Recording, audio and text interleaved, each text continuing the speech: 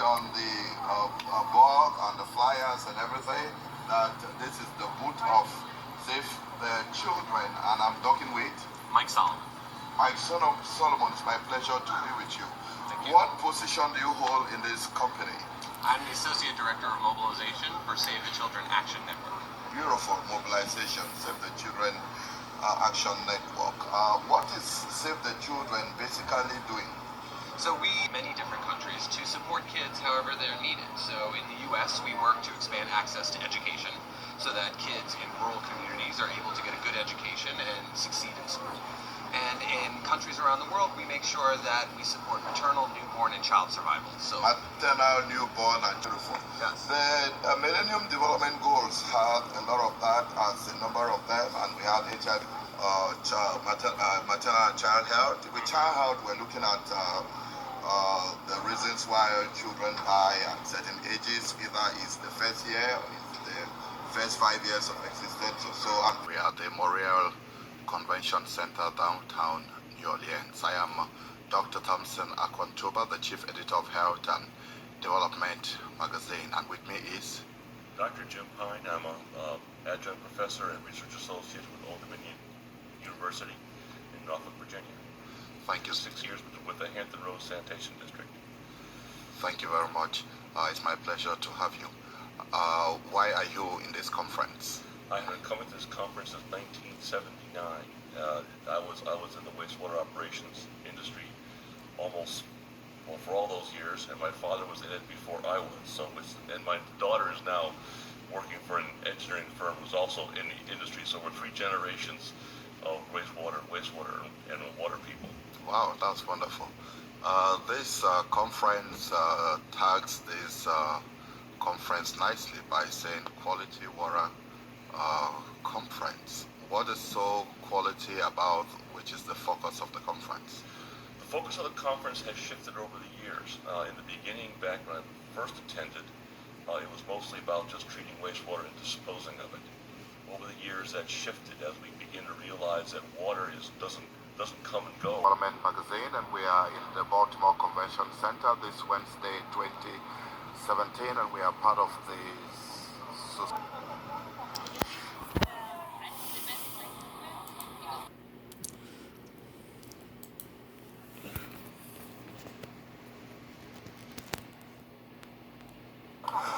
I'm Dr. Thompson Akwo, Ntuba, the Chief Editor of Health and Development Magazine, and we are at the Convention Center, Baltimore, Maryland, today, Wednesday, and we are part of the Society of Toxicology. And beautiful ladies, you say you're from where? From Sudan. Oh, from Sudan. Which part of Sudan? South, north, which of them? North of Sudan. North of Sudan. So why are you in this conference? Let's start with you. I'm in this conference. I was presenting part of my research, which is related to sort of cell line. I want to talk about the coronavirus and the Chief Editor of Health and Development Magazine, and we are at the Convention Center, downtown Baltimore, Conference and Expo 2017. And with me is?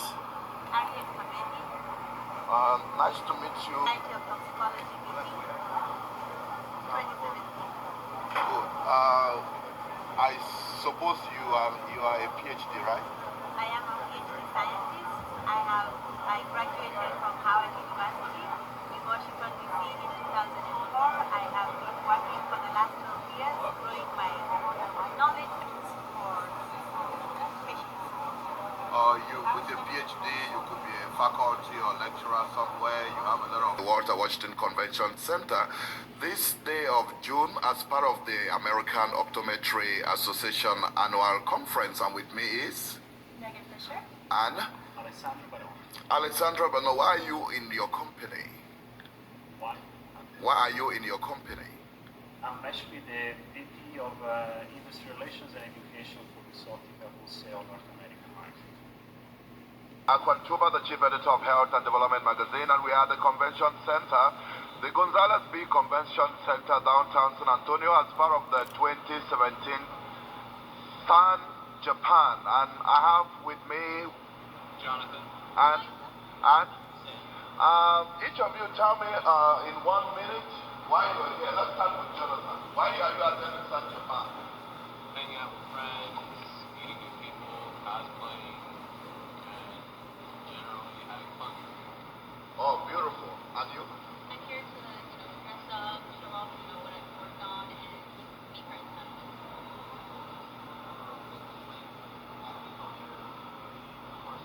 I'm Dr. Thompson, the chief editor of Health and Development magazine, and with me is... It's sex slavery around the world right now that, and so we march because they can't, and so we raise awareness for them. Is your organization local in San Antonio or is it national? This is one branch, and then there are branches all over the world. So this is happening today all over the world right now, and we're just one city who's participating in it. And the event today is called what? Walk for freedom. What is the Walk for Freedom all about? Themselves, right? So we walk because they can't. So we walk to raise awareness and.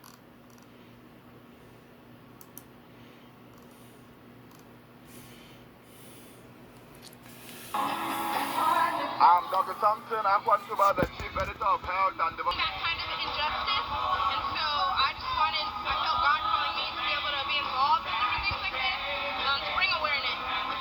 And I hear the walk is not limited to San Antonio, that is national. Right, it's international really, it's in every country. Or every country. In every country. And today, right? Yeah, and So, here today. what is it actually called? This organization is called A21. But the march is called what? The march is called Walk for Freedom. Walk for Freedom. And it's freedom for who? Freedom for those in sex trafficking, sex labor, or working for little or no pay, to bring awareness for those victims. Some of those victims are actually victims of sex abuse, and there are some health problems like HIV related to enter downtown Washington DC on this day, the 24th of October 2015. And just in the background you will actually see the grand poster of the AAP experience. That is the American Academy of Pediatrics National Conference and Exhibition taking place at the Convention Center. Right outside of the Convention Center are a group of people who are also advocates and general autonomous. You heard on there's some of the, on balance, on scientific evidence which they believe is associated with circumcision. Who am I speaking with? My name's Karen Webb. Why are you here? I'm here to bring awareness to the issue that circumcision of infants is not a medical, should not be a medical procedure offered to parents in infancy.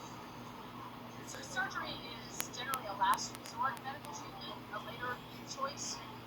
Absent any disease or deformity, we don't usually do surgical procedures on healthy, normal, newly developed people. There is a lot of science and evidence that says that those who get circumcised voluntarily have a lower rate of HIV/AIDS infestation or infections. What do you think? I think if someone is volunteering to be circumcised, they are obviously a consenting adult. Infants and small children are unable to volunteer and give informed consent. If you want me to address adult circumcision, our studies that have been done in Africa demonstrate that results indicate there may be a slight reduction in HIV acquisition. Behind you are lots of physicians, MDs, nurses, health personnel who believe in circumcision and its benefits. Why do you think that your position is more superior to theirs? Because I don't think the human body is flawed as it's normally developed. I was here in 2012 at the International AIDS Conference, and I spoke, stood right here on this corner and spoke with Kevin DeCock, who was the head of HIV, I believe, for the World Health Organization at one point, and at that time he was currently the director of global health for the CDC. And he very clearly stated to me that it took him 20 years to come to the realization, the belief that circumcision could have some benefit to for HIV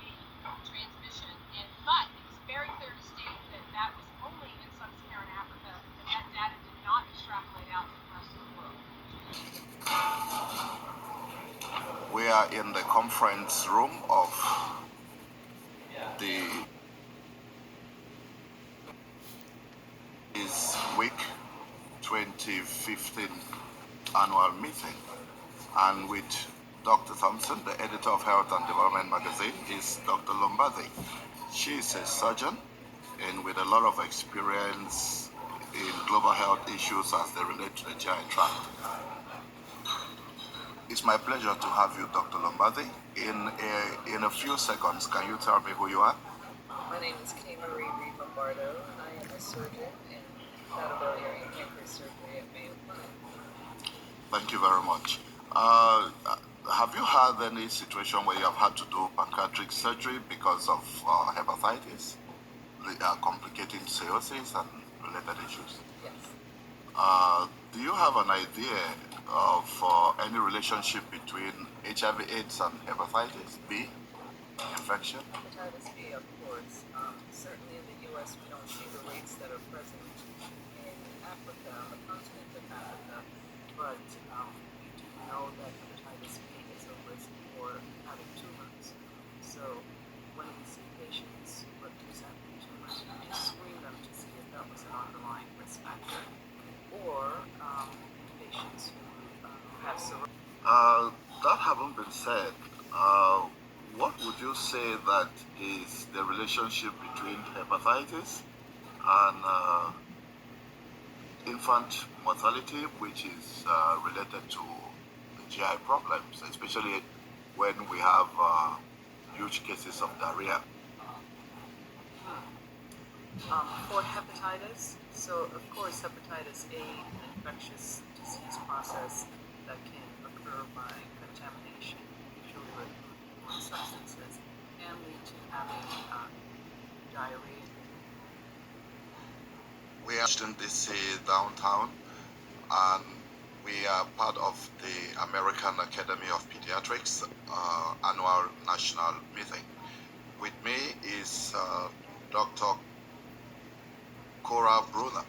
She's a consultant pediatrician, and she's been part of the faculty that has been giving lectures during the workshop seminars, and her emphasis is in integrative medicine.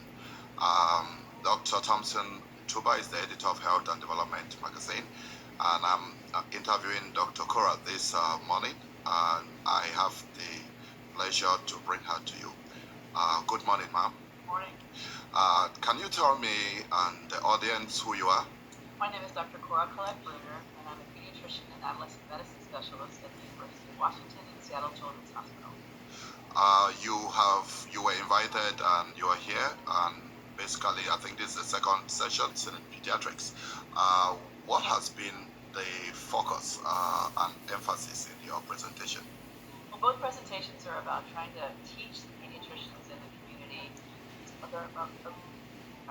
The focus of the interviews, studies of supplements and ergogenic aids in the adolescent Of Health and Development magazine, and we are at Dr. Gary Bronner, I'm a practicing dermatologist from New York City. did a presentation on religion and dermatology. So what Was religion and dermatology. and we are in the Marriott Marquis Hotel, which is part of the hosting of Dental Association.